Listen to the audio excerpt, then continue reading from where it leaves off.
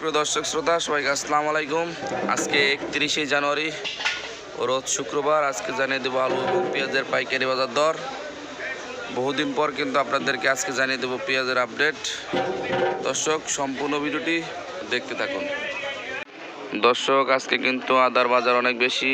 আজকে কিন্তু আদা বিক্রি করা হচ্ছে 65 টাকা, যেটা কিন্তু কালকে পর্যন্ত ছিল 62-63 টাকা।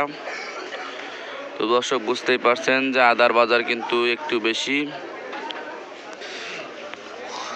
পাশাপাশি কিন্তু চায়না রসুনের বাজারও বেশি। দেখতে পাচ্ছেন কত সুন্দর চায়না রসুন। সেই চায়না রসুনগুলো কিন্তু আজকে বিক্রি করা হচ্ছে 215 টাকা।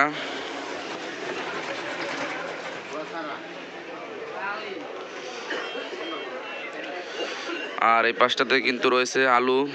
আর আজকে কিন্তু আলু বিক্রি করা হচ্ছে 15 টাকা কেজি। দর্শক দেখতে পাচ্ছেন কত সুন্দর আলু।